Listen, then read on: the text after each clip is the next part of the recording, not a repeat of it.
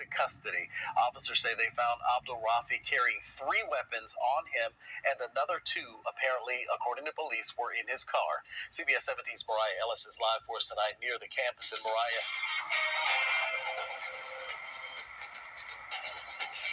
Yeah, we're definitely learning a lot more details about what happened here at Shaw University, including Abdul Rafi, who is now facing multiple charges. Raleigh police say this all started after an argument at this building just behind us.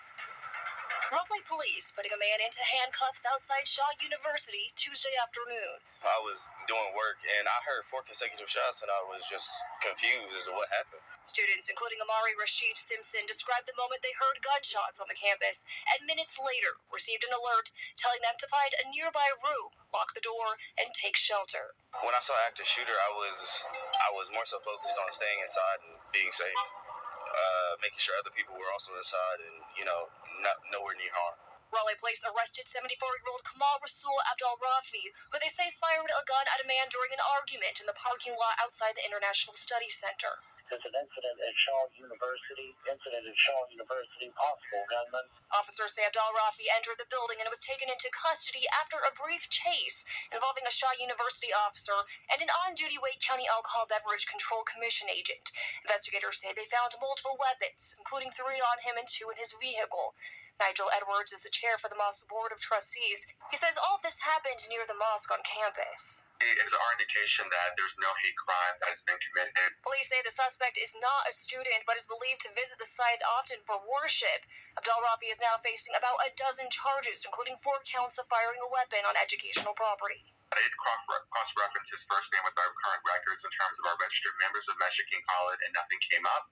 However, like many nonprofit religious organizations or places of worship, we don't require those to be registered members to worship there. While Shaw staff canceled activities and classes Tuesday night, Edwards says they resumed their operations in prayer, reminding members to abide by the mosque's code of conduct.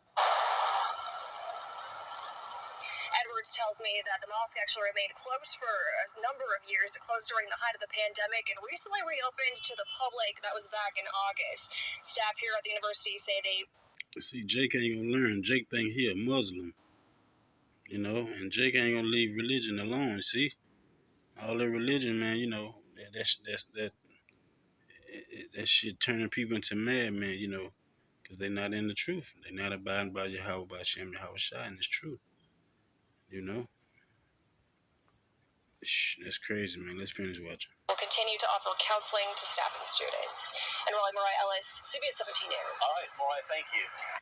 Jennings and also talk about the details of what unfolded today. Wayward law enforcement officers have been shot. 3 U.S. Marshals are dead.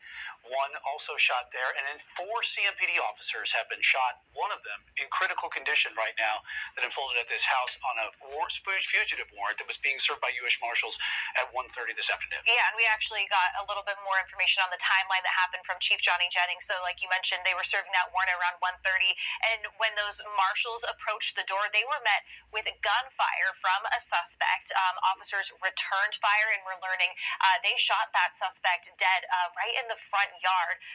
And then they continued to take gunfire, Johnny Jennings said, even after they had set up a perimeter, and that is why we had this long standoff situation. They believe that there were 2 shooters total, a high-powered rifle involved at one point. They were able to make contact with 2 other people inside that home who are now undergoing questioning, 1 female and 1 juvenile inside the house. They're trying to decide, or they're trying to see who else they were taking gunfire from who was inside that house. But 3 people total involved in that. Yeah, and just an incredible situation. Alicia unfolded. You're talking about how this is, you never know what's going to happen when you leave the house. It was an incredibly tragic day for the city of Charlotte, and you have 4 of them right now that are in the hospital. 1 is in critical, and 3 families that are being notified that their loved one is not going to be coming home tonight. And you could see visually, and you could be able to hear the emotion from Mayor Vi Lyles. And I think for all of us, this is our jobs to cover the news, but my heart is beating so heavy right now when you think of 8 people who were injured, 4 people, U.S. Marshals, who lost their lives, 4 CMPD officers. One, they said, is right now fighting for his life tonight, really allowing us to be able to kind of take this in and to be able to talk about this.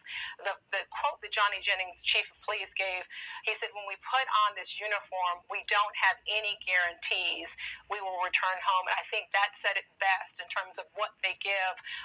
Mayor Lyles even commenting, saying, hey, what the community can do right now is just give their support. And the pilot, Maykay Beeler, has the latest on this. Ooh, Maykay, what's going on? Yeah, it's creepy. Here we go. So, yeah, with an uptick in UFO sightings and lawmaker interest in getting to the bottom of it, finding answers to these mysterious sightings, it's a head-scratcher. Well, back in the day, America's fascination with UFOs, now renamed UAPs for unidentified aerial phenomena, was fueled by science fiction and wild imaginations. But in recent years, video released by the military showing odd craft flying at unimaginably high speeds, flirting with fighter jets, well, that's intensified interest. The sighting in Las Vegas is another oddity on a long list of unexplained alleged UFO encounters. Okay, but what makes this one so different? Oh, goodness, this is involved. So there was a bright light in the sky. A family noticed a crash in the backyard, heard a crash. A couple family members went out to observe. Only one has spoken about it, but there is video. A 17-year-old, Angel Kenmore, said he saw a 10-foot-tall creature. It was breathing. He initially said it was non-human and alien. Then he said it was a demon. Angel said he was paralyzed. He couldn't move. He was frozen. He closed his eyes and prayed it will go away. Apparently, it eventually did, but after that, he had nightmares. He couldn't sleep. He's been crying for over a year. Unauthorized cameras were set up around the property. All sorts of looky-loos and people showed up trying to get evidence. The family had to post no trespassing signs. A year has gone by, and he's just the other day, Angel came forward to talk about this. Still terrified, can't sleep, cries all the time. So what did authorities say at the time? So at the time, authorities say it was caught on police body cam footage. There was a streak that went across the sky. Officials say it was a meteor. It definitely was a meteor, but that doesn't explain this 10-foot-tall alleged creature. Now, just the other day, and this is disturbing, Angel spoke out again and said family's going to move. Because ever since then, there have been weird things going on in the house. This is weird. And for the first time in 50 years, I know that they held kind of a public forum for these UAPs. Yeah. Did anything come out of that? Yeah, because lawmakers want to know what's going on. Now, the Pentagon says, there's never been any evidence of alien technology or extraterrestrial life. Yet, back in the 1940s and 50s, the Air Force had Project Blue Book. They had 13,000 sightings, all but 700 were identified. So there appears to be something. Lawmakers think the government is covering it up.